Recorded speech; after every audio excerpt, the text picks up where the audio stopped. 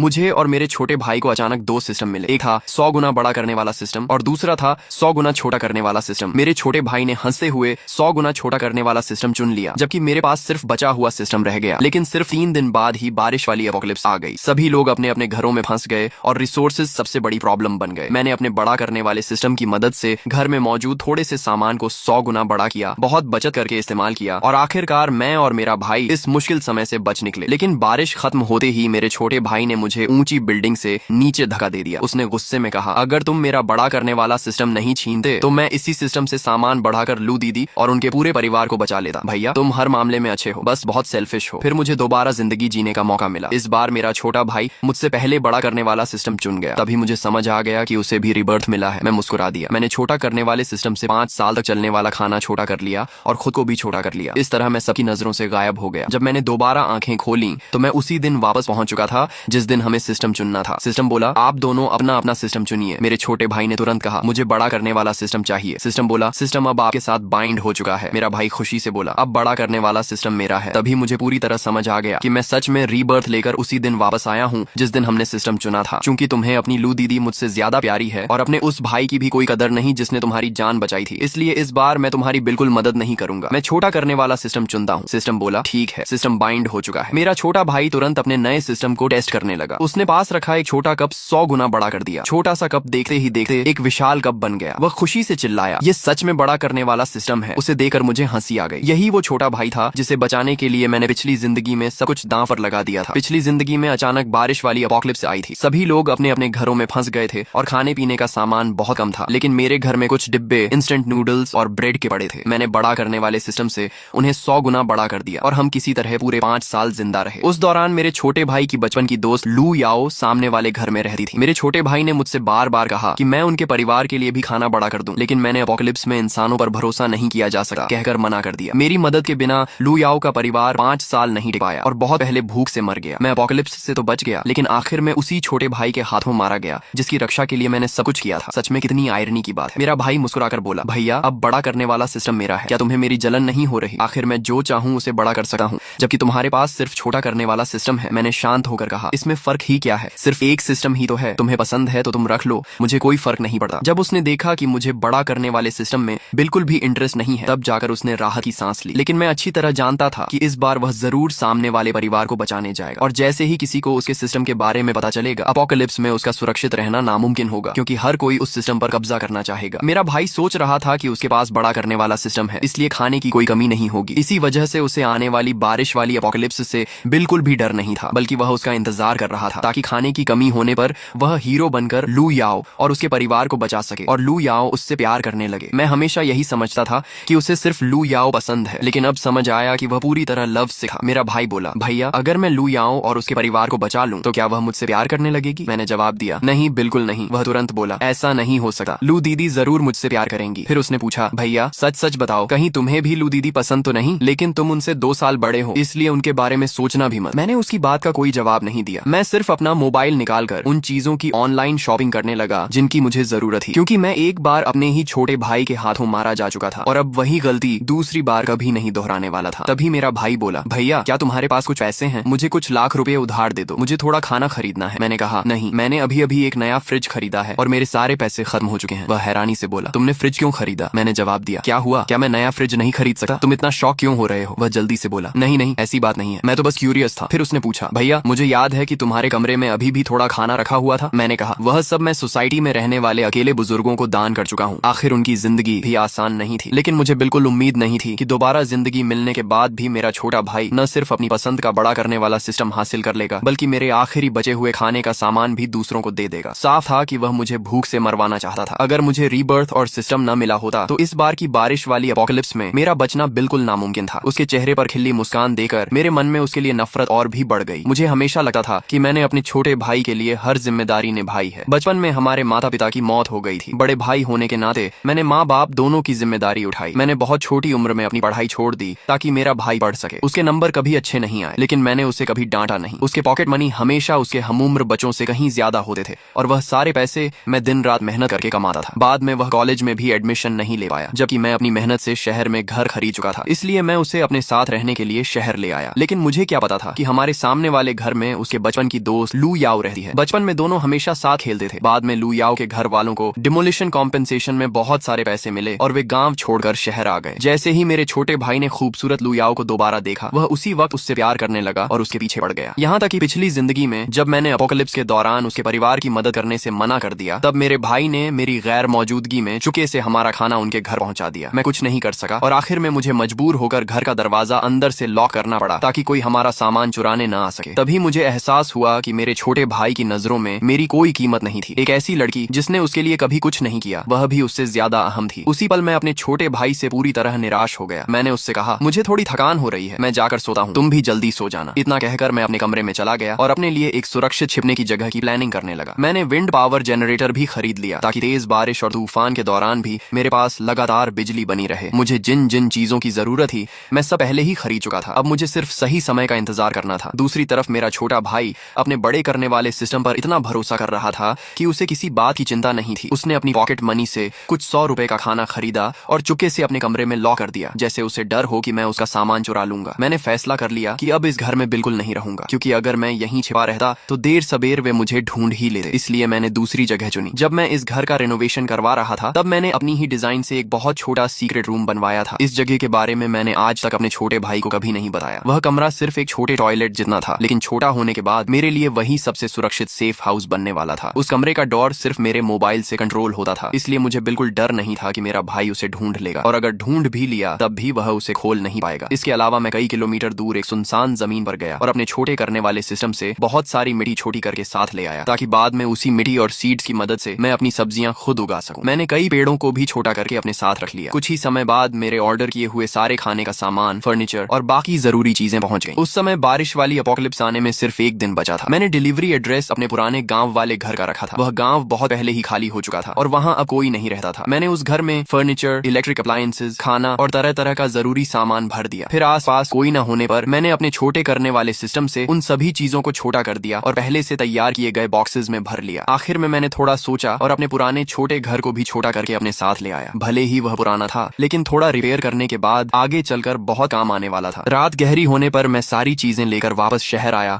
और उन्हें अपने सीक्रेट रूम में जमा कर दिया। इन दिनों मेरा छोटा भाई बेहद एक्साइटेड था। उसे पूरा यकीन था कि उसने हर तरह की तैयारी कर ली है, इसलिए उसने मेरी गतिविधियों पर बिल्कुल ध्यान नहीं दिया। मैंने अपने सीक्रेट रूम में पहले से एयर फिल्टर सिस्टम लगा रखा था, इसलिए कई साल तक अंदर रहने पर भी ऑक्सीजन खत्म होने की कोई चिंता नहीं थी। मैंने 5 बड़ी पानी की बॉटल्स को छोटा नहीं किया, बल्कि उनका पानी एक छोटे टैंक में डाल दिया ताकि आगे वही मेरे पानी का सोर्स बने। कमरे में लाइट भी लगी हुई थी और उसका स्विच भी मैं अपने मोबाइल से कंट्रोल कर सकता था। पूरी रात मेहनत करने के बाद मेरा सीक्रेट रूम पूरी तरह बदल चुका था। मेरे सीक्रेट रूम के अंदर अब एक छोटा सा फार्म बन चुका था। बेहद छोटे छोटे चिक्स की आवाज मुश्किल से सुनाई देती थी और वे घास के बीच झुकर कीड़े ढूंढ रहे थे। फार्म के बाहर मेरा छोटा सा घर भी था, जिसके अंदर हर तरह के होम अप्लायंसेज मौजूद थे। अब आखिरकार मैं पूरी तरह निश्चिंत होकर बारिश वाली अपोकलिप्स का इंतजार कर सकता था। आखिरी आधे दिन में मेरा छोटा भाई फिर से लू याओ के घर चला गया। ऐसा लग रहा था कि लू याओ का परिवार उसे बिल्कुल पसंद नहीं करता, लेकिन उसे उनकी राय की कोई परवाह नहीं थी। वह सीधा लू याओ के कमरे में घुस गया। तभी लू याओ के माता पिता बातें करने लगे। सामने वाले घर का वो लड़का बिल्कुल बेशर्म है, इतनी उम्र हो गई फिर भी रोज हमारी बेटी के कमरे में घुसा रहता है। दूसरी औरत बोली, मुझे तो लगता है तुम्हें जल्द ही दामाद मिलने वाला है। इस पर लू याओ की माँ हंसते हुए बोली, दामाद? उसे तो कॉलेज तक में एडमिशन नहीं मिला, 20 साल से ऊपर का हो गया है, फिर भी कोई ढंग की जॉब नहीं है, हर दिन घर पर पड़ा रहता है और अपने बड़े भाई के पैसों पर जीता है। अपनी ऐसी हालत लेकर भी मेरी बेटी से शादी करने का सपना देखता है? बिल्कुल नहीं। मेरी बेटी खूबसूरत है, पढ़ी लिखी है और उसकी अच्छी जॉब है, वह उसके लायक ही नहीं है। मैंने उनकी बातें सुनी, लेकिन ऐसे दिखाया जैसे मैंने कुछ भी नहीं सुना। उस समय बारिश वाली अपोकलिप्स शुरू होने में सिर्फ 1 घंटा बचा था। मैंने अपने छोटे भाई को एक कॉल किया और कहा, कंपनी में कुछ जरूरी काम आ गया है, आज रात मैं ओवर टाइम करूंगा, इसलिए घर नहीं आऊंगा। उसने लापरवाही से जवाब दिया, ठीक है, मैं आज रात अकेला रह लूंगा। मुझे पहले से पता था कि वह मुझे सावधान रहने के लिए एक शब्द भी नहीं कहेगा। वैसे भी मैंने उसे सिर्फ इसलिए कॉल किया था ताकि उसे लगे कि मैं सच में घर छोड़कर चला गया हूँ। उसके बाद मैंने अपने मोबाइल से सीक्रेट रूम का डोर खोला, अंदर गया और दरवाजा बंद कर लिया। फिर मैंने एक बार फिर छोटा करने वाला सिस्टम इस्तेमाल किया, लेकिन इस बार मैंने किसी सामान को नहीं बल्कि खुद को छोटा किया। कुछ ही पल में मुझे चक्कर जैसा महसूस हुआ और मेरा शरीर पूरी तरह सिकुड़ गया। जो सीक्रेट रूम पहले बहुत छोटा लगा था, अब वहीं मुझे किसी बड़े हॉल जैसा दिखाई देने लगा। मैंने खुद को छोटा करने का रिस्क इसलिए लिया था क्योंकि पिछली जिंदगी में मैंने देखा था कि बड़े करने वाले सिस्टम से बड़ी की गई सारी चीजें बारिश खत्म होने के बाद अपने आप पहले जैसी हो गई थी। इसलिए मैंने अंदाजा लगाया कि छोटा करने वाले सिस्टम के साथ भी यही होगा। बारिश खत्म होने पर सिस्टम अपना असर खो देगा और सब कुछ फिर से अपनी असली साइज में लौट आएगा। अपने सामने हरी जमीन, पेड़, छोटा फार्म और छोटा घर देकर मेरे दिल को एक अलग ही सुकून मिला। अब मुझे बारिश की कोई चिंता नहीं थी। जब मेरा छोटा छोटा भाई घर पर नहीं था तब मैंने घर के अंदर और बाहर कॉरिडोर में इनविजिबल कैमरास लगा दिए थे ताकि मैं अपने मोबाइल से घर के अंदर बाहर होने वाली हर छोटी बड़ी हरकत देख सकूं। एक्स्ट्रा सेफ्टी के लिए मैंने लू याओ के घर के बाहर भी एक कैमरा लगा दिया। उन कैमरास की क्वालिटी इतनी अच्छी थी कि सिर्फ साफ वीडियो ही नहीं बल्कि हल्की से हल्की आवाज भी साफ सुनाई देती थी। सारी तैयारी पूरी करने के बाद मैंने मोबाइल अपनी पॉकेट में रखा, कंधे पर हो उठाई और अपनी जमीन की तरफ चला गया। मैंने पूरे ध्यान से खेत जोता, फिर उसमें सीड्स बोए, फर्टिलाइजर डाला और पानी दिया। इतने में छोटे छोटे चिक्स मेरे पैरों के पास आकर चोंच मारने लगे। मैंने उन्हें हल्के से हटाया और चिकन फीड का पैकेट खोलकर उन्हें खाना खिलाया। अपने मोबाइल से मुझे पता चला कि बाहर तेज बारिश शुरू हो चुकी है। ये बारिश रुकने वाली नहीं थी। सोशल मीडिया पर लोग लगातार शिकायत कर रहे थे कि इतनी तेज बारिश की वजह से वे काम पर नहीं जा पा रहे हैं। अब मेरा बाहरी दुनिया से संपर्क सिर्फ मेरे मोबाइल, कंप्यूटर और टैबलेट के जरिए ही था। देखते ही देखते कई दिन बीत गए, लेकिन बारिश रुकने का नाम नहीं ले रही थी, बल्कि हालात और भी खराब होते जा रहे थे। शहर में लगातार हो रही बारिश की वजह से ट्रैफिक पूरी तरह ठप हो चुका था और लोगों का आना जाना लगभग नामुमकिन हो गया था। मेरे गायब हो जाने पर मेरे छोटे भाई को बिल्कुल भी हैरानी नहीं हुई। शायद उसे यही लगा कि मैं बाढ़ में बहकर मर चुका हूँ। इन दिनों मैं अपने छोटे फार्म में खेत जोता, सब्जियां उगाता और चिक्स को खाना खिलाता था। बस एक ही परेशानी थी कि वे छोटे चिक्स बार बार मेरी नई उगी सब्जियों की पौध खा जाते थे। एक दिन खाली समय में मैंने कैमरा की लाइव फीड खोली तो देखा कि मेरा छोटा भाई लू याओ को मेरे घर लेकर आया है। दोनों ड्राइंग रूम में बैठे थे। मेरा भाई बोला, लू दीदी, क्या आपके घर में अभी भी खाना बचा है? लू याओ ने आह भरते हुए कहा, बहुत थोड़ा, काश मैंने पहले ज्यादा सामान जमा कर लिया होता। अब पहली मंजिल तक पानी भर चुका है और मैं वहाँ जाकर रह भी नहीं सकती। फिर उसने पूछा, यांग यांग, क्या तुम्हारे घर में अभी भी खाना है? अगर हो तो थोड़ा हमें भी दे दो। मेरे घर में मम्मी पापा और मेरा छोटा भाई भी है। हमारे पास जो थोड़ा खाना है वह पूरे परिवार के लिए बिल्कुल काफी नहीं है। मेरा छोटा भाई मुस्कुराकर बोला, मेरे पास बड़ा करने वाला सिस्टम है, मैं किसी भी खाने को 100 गुना बड़ा कर सकता हूँ। लू याओ हैरान होकर बोली, सच में? ये कैसे हो सकता है? मेरा भाई बोला, अगर भरोसा नहीं है तो खुद देख लो। उसने तुरंत खाना बड़ा करके दिखा दिया। लू याओ की आंखें चमक उठी। वह खुशी से बोली, यांग यांग, अच्छा हुआ तुम हो, फिर प्लीज हमारे घर का सारा खाना भी बड़ा कर दो। मेरा भाई बोला, ठीक है, लेकिन मेरी एक छोटी सी रिक्वेस्ट है। लू याओ मुस्कुराकर बोली, बोलो। मेरा भाई शर्माते हुए बोला, तुम जानती हो कि मैं तुम्हें पसंद करता हूँ। अब जब मैं तुम्हारे पूरे परिवार को बचा सकता हूँ तो क्या तुम भी मुझसे प्यार कर सकती हो? लू याओ हंसते हुए बोली, तुम कैसी बातें कर रहे हो? क्या हम पहले से ही साथ नहीं हैं? बचपन से हम चाइल्डहुड फ्रेंड्स रहे हैं। अब मैं भी तुम्हें पसंद करती हूँ। जैसे ही ये बारिश खत्म होगी मैं तुमसे शादी कर लूंगी। ये सुनकर मेरा छोटा भाई खुशी से उछल पड़ा। वह बोला, मुझे पता था लू दीदी, आप भी मुझसे प्यार करती हैं। मेरे बड़े भाई ने तो कहा था कि आप मुझे कभी पसंद नहीं करेंगी, वह तो बस मुझसे जल्दा है। तभी लू याओ ने पूछा, वैसे तुम्हारा बड़ा भाई कहाँ है? मेरा भाई लापरवाही से बोला, वह तो कह रहा था कि कंपनी में ओवर टाइम करेगा। अब इतनी दिनों से बारिश हो रही है, मुझे लगता है कि वह शायद बाढ़ में मर चुका होगा। ये सुनकर लू याओ के चेहरे पर एक पल के लिए अजीब सा भाव आया, लेकिन अगले ही पल उसने मेरे छोटे भाई को प्यार से बहलाया और उसके कमरे में रखा सारा खाना बाहर निकालने के लिए मना लिया। कैमरा पर यह सब देखकर मेरे मन में अजीब सी फीलिंग हुई। मैंने आखिर इतना मूर्ख छोटा भाई कैसे पाल लिया? सिर्फ मूर्ख ही नहीं बल्कि इतना निर्दयी कि जैसे वह दिल से चाहता हो कि उसका अपना बड़ा भाई मर जाए। लेकिन अब उससे मुझे क्या फर्क पड़ता था? मैं यहाँ अपने सीक्रेट रूम में सुरक्षित था और मेरे छिपने की जगह के बारे में किसी को कुछ पता नहीं था। मुझे बस अपनी छोटी सी दुनिया में शांति से जीना था। मैं अपने छोटे घर में वापस गया, अपने लिए हॉट पॉट बनाया, फिर फ्रिज से एक कोल्ड ड्रिंक निकाली और आराम से डिनर का मजा लेने लगा। खाना खाते खाते मैंने उसकी फोटो खींची और सोशल मीडिया पर पोस्ट कर दी। कैप्शन लिखा, बाहर तेज तूफान और बारिश हो रही है, लेकिन घर के अंदर हॉट पॉट खाने का मजा ही कुछ और है। मेरी पोस्ट डालते ही मेरे छोटे भाई ने तुरंत कमेंट किया, भैया आप कहाँ हो? सिर्फ कमेंट करने से उसका मन नहीं भरा, उसने मुझे कई मैसेजेस भी भेजे। भैया बाहर इतनी तेज बारिश हो रही है, आप ठीक हो? आप कहाँ हो? आप हॉट पॉट भी खा रहे हो? मेरा भी मन कर रहा है, प्लीज बताओ आप कहाँ हो? मैं बाहर नहीं निकल सका, मेरे लिए थोड़ा खाना ले आओ। उसके इतने सारे मैसेजेस का मैंने एक भी रिप्लाई नहीं किया। मैंने सिर्फ अभी अभी पी गई कोल्ड ड्रिंक की एक और फोटो खींचकर उसे भेज दी और कैप्शन लिखा, कोल्ड ड्रिंक भी बहुत स्वादिष्ट है और हॉट पॉट भी अभी तक गरम गरम है। ये देखते ही उसने तुरंत मुझे कॉल कर दिया। वह बेचैनी से बोला, भैया आप हॉट पॉट कैसे खा रहे हो? प्लीज मेरे लिए भी थोड़ा ले आओ, मैं कई दिनों से सिर्फ ब्रेड खाकर जी रहा हूँ। मैंने शांत आवाज में कहा, मैं अभी भी कंपनी में हूँ, ये हॉट पॉट कंपनी की तरफ से मिला है। बाहर बारिश इतनी ज्यादा है कि मैं घर वापस नहीं आ सकता, तुम घर में जो भी है वही खा लो। वह तुरंत बोला, नहीं भैया, घर की ब्रेड बिल्कुल अच्छी नहीं लग रही, मेरा भी हॉट पॉट खाने का मन कर रहा है। वह आगे कुछ और कहना चाहता था, लेकिन मैंने बिना कुछ बोले कॉल काट दिया। फिर मैंने कैमरा की लाइव फीड खोली और देखा कि मेरा छोटा भाई गुस्से से अपने मोबाइल की तरफ घूर रहा था। उसके चेहरे पर अब उस मासूम और आज्ञाकारी छोटे भाई वाली कोई झलक नहीं बची थी। इतने सालों तक अच्छा बनने का उसका ड्रामा करना सच में आसान नहीं रहा होगा। मैंने आराम से अपना टैबलेट उठाया और ड्रामा देखना शुरू कर दिया। उसमें मैंने पहले से ही सैकड़ों नॉवेल्स, एनिमे और टीवी सीरीज डाउनलोड करके रखी थी ताकि बोरियत के दिनों में मेरा समय आसानी से कट जाए। खाना खाने और आराम करने के बाद मैं अपने बिस्तर पर लेट गया। कुछ देर बाद मैंने यूं ही मोबाइल उठाकर कैमरा ऐप खोली और व्यू बदलकर लू याओ के घर के बाहर लगे कैमरा पर पहुंच गया। अंदर से आवाज आ रही थी, यांग यांग तो कमाल का है, अब हमारे घर में खाने पीने की कोई कमी नहीं रहेगी। सच में हमारे हाथ खजाना लग गया। साफ था कि अब उनके पूरे परिवार को मेरे छोटे भाई के बड़े करने वाले सिस्टम के बारे में पता चल चुका था। मेरा छोटा भाई मुस्कुराकर बोला, आंटी आपकी मदद कर पाना ही मेरी सबसे बड़ी खुशी है। आखिर आगे चलकर हम सब एक ही परिवार बनने वाले हैं। ये सुनते ही कुछ पल के लिए वहाँ सन्नाटा छा गया। फिर लू याओ के माता पिता तुरंत मुस्कुराकर बोले, बिल्कुल सही कहा, अगर यांग यांग नहीं होता तो हमें इतना सारा खाना कहाँ मिलता। हमारी बेटी का तुम्हारे साथ होना तो तुम्हारी किस्मत है, हमें तो शुरू से ही तुम बहुत अच्छे लगते थे। इतनी तारीफ सुनकर मेरा छोटा भाई खुशी में पूरी तरह बहक गया और उसे कुछ भी समझ नहीं आ रहा था। मैंने ठंडी हंसी हंसते हुए कैमरा बंद कर दिया। लू याओ का परिवार कैसा है ये मैं उनसे कहीं ज्यादा अच्छी तरह जानता था। जब उनके घर को डिमोलिशन कॉम्पेंसेशन में बहुत सारे पैसे मिले थे,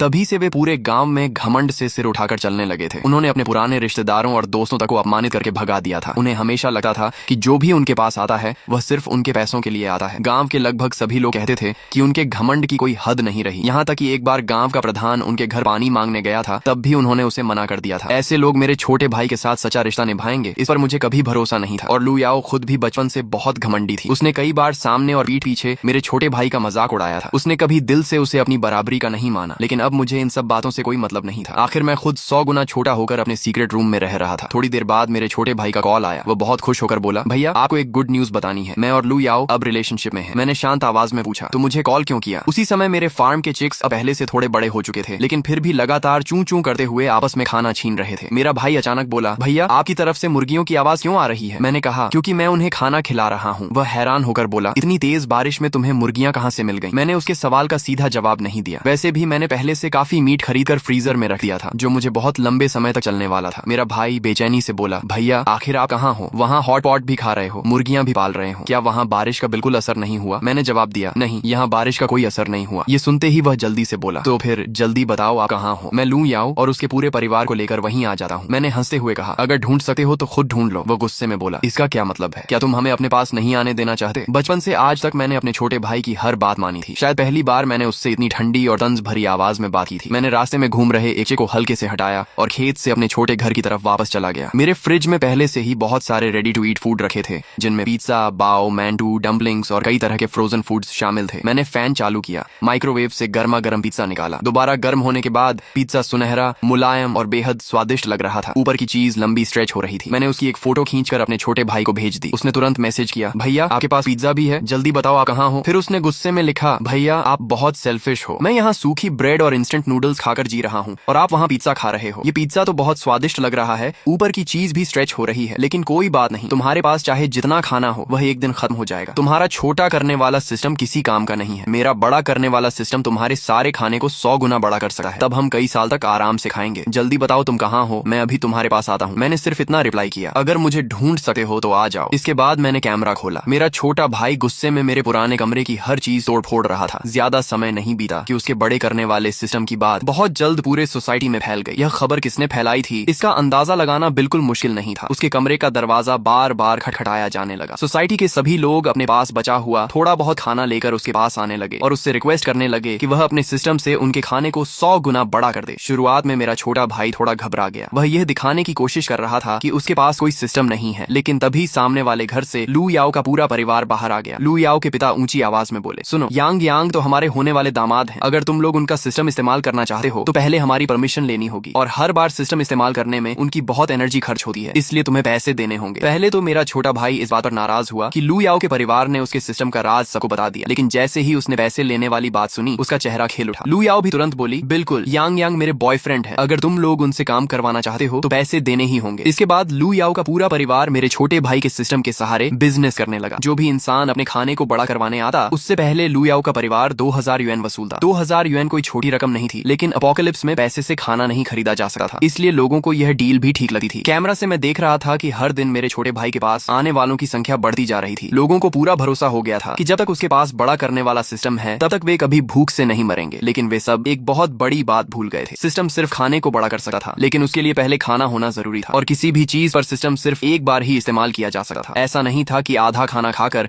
बाकी आधे को फिर से बड़ा कर दिया जाए और उसे अनंत बार बढ़ाते रहे। देखते ही देखते पूरे 3 साल गुजर गए। इन 3 सालों में सोसाइटी का एक भी इंसान भूख से नहीं मरा, क्योंकि सभी लोग मेरे छोटे भाई के सिस्टम पर निर्भर थे। धीरे धीरे सबने सावधानी छोड़ दी और बिना किसी चिंता के खाने पीने में लगे रहे। लेकिन तीसरे साल के आखिर में असली संकट शुरू हुआ। हर घर का खाना लगभग खत्म हो चुका था। अब बड़ा करने के बाद भी खाना सबके लिए काफी नहीं बचता था। रिसोर्सेज बहुत कम हो चुके थे और बड़ा करने वाला सिस्टम अब पहले जैसा फायदेमंद नहीं रहा। सोसाइटी में हर तरफ अफरा तफरी मच गई। लोग खाने के लिए आपस में लड़ने लगे। हर दिन झगड़े और मारपीट होने लगी। इस दौरान मेरा छोटा भाई पूरी तरह लू याओ के घर में जाकर रहने लगा था और खुद को उसी परिवार का हिस्सा मानने लगा था। कैमरा की रिकॉर्डिंग सुनते हुए मुझे पता चला कि लू याओ का परिवार भी समझ चुका था कि अब सिस्टम इस्तेमाल इस्तेमाल करवाने आने वाले लोग पहले से बहुत कम हो गए हैं, यानी अब इस बिजनेस से ज्यादा पैसे नहीं कमाए जा सकते। दूसरी तरफ मेरा छोटा भाई उनके घर में रह रहा था, उनका खाना खा रहा था और उन पर बोझ बन चुका था। इसीलिए पूरे परिवार ने मिलकर उसे घर से निकालने की प्लानिंग बनाई। सबसे पहले लू याओ ने उससे कहा, मैं अब तुमसे प्यार नहीं करती, हम दोनों का ब्रेकअप हो गया। ये सुनते ही मेरा छोटा भाई बुरी तरह टूट गया। वह रोता रहा, गिड़गिड़ाता रहा और उनसे चिपककर विनती करता रहा, लेकिन लू याओ के पूरे परिवार ने उसे धक्के मारकर घर से बाहर निकाल दिया। अपोकलिप्स में किसी को इस बात से फर्क नहीं पड़ता था कि कौन किससे प्यार करता है। हर इंसान सिर्फ अपने फायदे के बारे में सोच रहा था। मेरा छोटा भाई पूरे दिन उनके घर के बाहर बैठकर रोता और चिल्लाता रहा। एक दिन और एक रात बीतने के बाद वह शर्मिंदा होकर वापस मेरे घर लौटा, लेकिन तब तक लू याओ का परिवार मेरे घर का सारा सामान खाली कर चुका था। मेरे छोटे भाई ने जो खाना जमा किया था वह भी सब उनके घर पहुंच चुका था। अब मेरा घर सिर्फ एक खाली खोल बनकर रह गया था। मेरा छोटा भाई कई बार उनके घर जाकर अपना सामान वापस मांगता रहा, लेकिन बदले में उसे सिर्फ गालियां मिली। किसी ने भी उसे एक दाना तक लौटाने की कोशिश नहीं की। तभी पहली बार उसे सच में डर लगने लगा। और उस समय मैं क्या कर रहा था? मैं अपने छोटे फार्म में आराम से अपनी जिंदगी जी रहा था। भूख लगती तो खेत से ताजी सब्जियां तोड़ता, थोड़ा मीट निकालता और स्वादिष्ट खाना बनाकर खा लेता। अगर खाना बनाने का मन नहीं करता तो फ्रिज से रेडी टू ईट फूड निकालकर जल्दी से गर्म कर लेता। खाली समय में अपने लिए कोल्ड ड्रिंक बना लेता। हर सुबह उठते ही सबसे पहले चिक्स को खाना खिलाता, फिर अपना ब्रेकफास्ट बनाता और उसके बाद अपने फार्म में जाकर वहाँ उग रही हरी सब्जियां, आलू, बैंगन, टमाटर, मक्का और दूसरी फसलों को देखता। दोपहर में नींद आती तो आराम से सो जाता। उठने के बाद ड्रामा देखता, एनिमे देखता और आराम से खाते पीते दिन बिताता। बस एक ही काम थोड़ा मुश्किल था, मेरे इस छोटे फार्म में कोई कीड़े मकोड़े नहीं थे, इसलिए मुझे अपने हाथों से एक एक फूल और पौधे का पॉलिनेशन करना पड़ता था। 3 साल बीत चुके थे। मेरे लिए ये सारी बातें अब सिर्फ छोटी मोटी प्रॉब्लम्स थी। इतने समय तक मेरी कोई खबर न मिलने के बाद मेरे छोटे भाई ने एक बार फिर हिम्मत करके मुझे कॉल किया। शायद उसे लगा था कि मैं कब का मर चुका हूँ, लेकिन उसकी उम्मीद के उलट मैंने कॉल उठा लिया। वह हैरानी से बोला, भैया आप अभी भी जिंदा हो, बहुत अच्छा हुआ। मुझे लगा था कि बाढ़ ने आपको मार दिया होगा। उस समय मैं आराम से खीरा खा रहा था और टैबलेट पर ड्रामा देख रहा था। मेरे खाने की कुरकुरी आवाज साफ सुनाई दे रही थी। मैंने शांत होकर पूछा, क्यों कॉल किया है? वह तुरंत रोने लगा। भैया आपको नहीं पता लू याओ और उसके परिवार ने मेरे साथ क्या किया? उन्होंने मेरे बड़े करने वाले सिस्टम से खूब पैसे कमाए। अब जब कोई मेरे सिस्टम का इस्तेमाल करने नहीं आता तो उन्होंने मुझे घर से निकाल दिया। लू याओ ने मुझसे शादी का वादा किया था, लेकिन अब उसने मुझसे ब्रेकअप कर लिया। उनका पूरा परिवार सिर्फ अपने फायदे के बारे में सोचता है। उन्होंने मेरी जिंदगी बर्बाद कर दी। अब घर में खाने के लिए कुछ भी नहीं बचा। मैंने बस इतना कहा,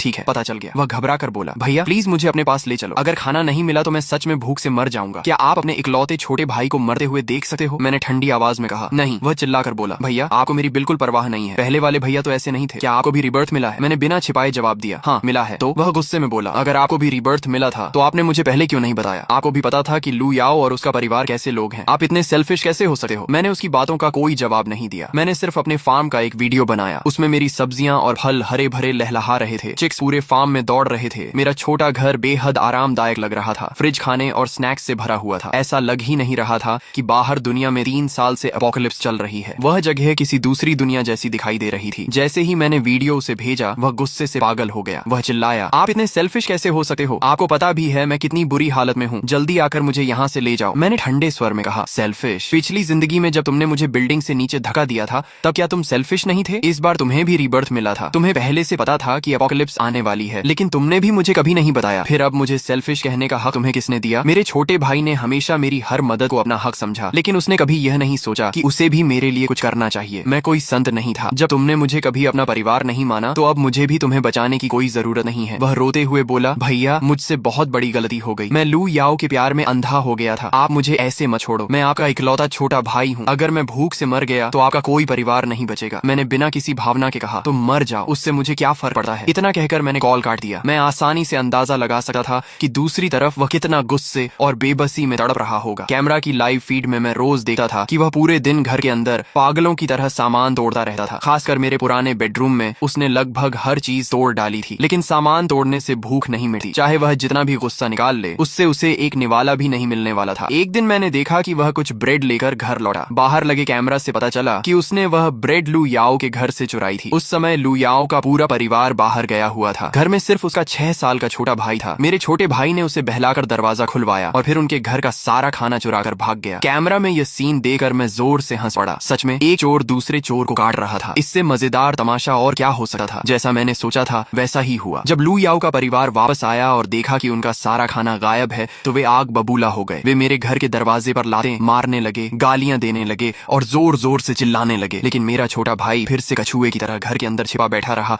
और बाहर निकलने की हिम्मत नहीं हुई। मेरे घर का मेन डोर मैंने रेनोवेशन के समय खास तौर पर सबसे मजबूत वाला लगवाया था, इसलिए लू याओ का परिवार लगातार 3 दिन और 3 रात तक दरवाजा पीटा रहा। लेकिन वे अंदर बैठे चाहे मेरे छोटे भाई का कुछ भी नहीं बिगाड़ सके। आखिर में लू याओ दरवाजे के बाहर खड़ी होकर बोली, यांग यांग, मुझसे गलती हो गई, मैंने गुस्से में तुम्हारे साथ गलत किया, अब जिद मत करो, हमारा खाना वापस कर दो, फिर हम दोनों दोबारा साथ हो जाएंगे। लू याओ दरवाजे के बाहर खड़ी होकर लगातार कहती रही, ठीक है, पहले मैंने जो कुछ भी कहा था वह सब गुस्से में कहा था, सच तो ये है कि मैं आज भी तुमसे प्यार करती हूँ, हमने तो शादी करने का वादा भी किया था, क्या तुम्हें याद नहीं? दरवाजे की दूसरी तरफ मेरा छोटा भाई उसकी मीठी मीठी बातें सुन रहा था। शुरुआत में वह खुद को रोकता रहा, लेकिन लगातार 2 दिनों तक लू याओ उससे माफी मांगती रही और बार बार वादा करती रही कि आगे से वह कभी उसके साथ ऐसा बुरा व्यवहार नहीं करेगी। आखिरकार मेरा छोटा भाई दरवाजे के हैंडल पर हाथ रखकर मुस्कुराने लगा। उसके चेहरे की खुशी देखकर मुझे समझ आ गया कि वह फिर से उसकी बातों में आ चुका है। आगे जो हुआ वह देखने लायक भी नहीं था। जैसे ही उसने दरवाजा खोला, बाहर पहले से छिपे लू याओ के छोटे भाई ने किसी भारी चीज से उसके सिर पर जोरदार वार कर दिया। मेरा छोटा भाई दर्द से जमीन पर गिर पड़ा और अपना सिर पकड़कर तड़पता रहा। उसकी आंखों के सामने ही लू याओ का पूरा परिवार घर के अंदर घुस गया और बचा हुआ सारा खाना दोबारा उठाकर अपने घर ले गया। जाते जाते लू याओ के पिता ने उसके सिर पर एक जोरदार लात मारी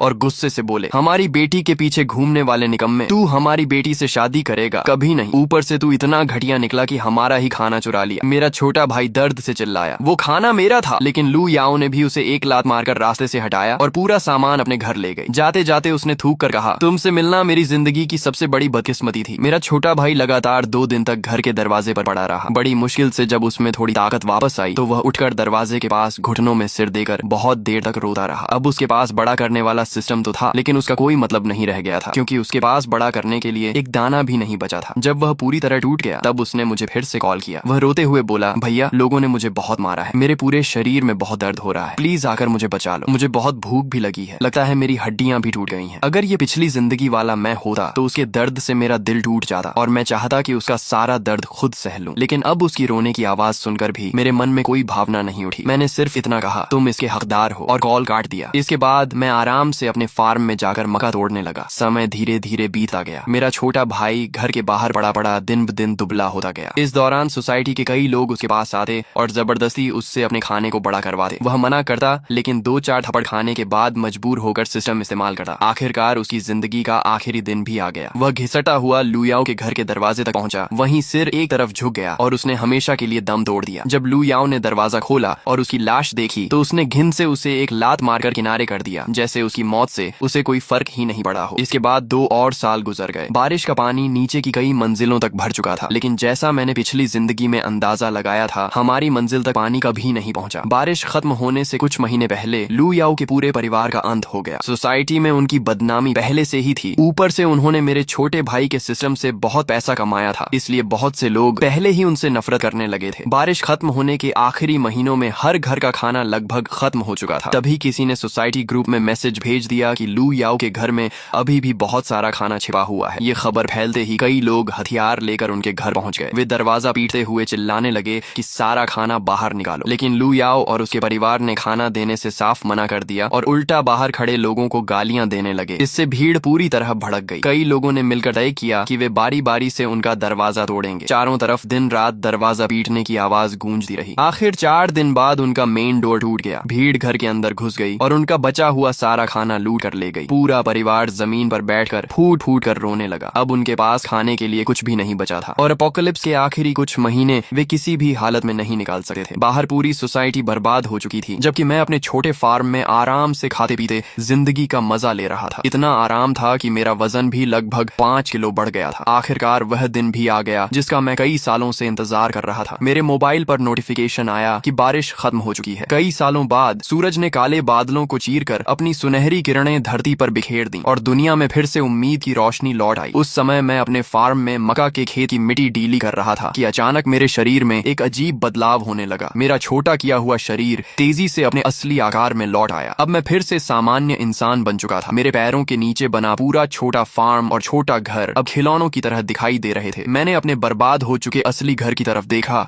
और हैरान रह गया। सिर्फ मेरा शरीर ही अपने असली आकार में लौटा था। बाकी फार्म, घर और सारी छोटी की गई चीजें अब भी उसी छोटे आकार में थीं। शायद बड़ा करने वाले और छोटा करने वाले सिस्टम के नियम अलग अलग थे। आखिर सिस्टम जैसी रहस्यमयी चीज को पूरी तरह समझ पाना आसान नहीं था। मैं फ्लोर टू सीलिंग विंडो के पास खड़ा होकर बाहर देखने लगा। कई साल बाद मौत से बच निकले लोग एक एक करके अपने घरों से बाहर निकल रहे थे। दोस्तों, यहीं पर हमारी आज की कहानी पूरी तरह खत्म होती है। अगर आपको यह स्टोरी पसंद आई हो तो वीडियो को लाइक करें, चैनल को सब्सक्राइब सब्सक्राइब करें और बेल आइकॉन जरूर दबा दें ताकि ऐसी ही शानदार मैनहवा और स्टोरी रिकैप्स सबसे पहले आपको मिलती रहे। इस कहानी के बारे में अपनी राय नीचे कमेंट में जरूर बताइए। देखने के लिए आपका बहुत बहुत धन्यवाद। फिर मिलेंगे अगली नई और शानदार कहानी के साथ। तब तक अपना ख्याल रखिए।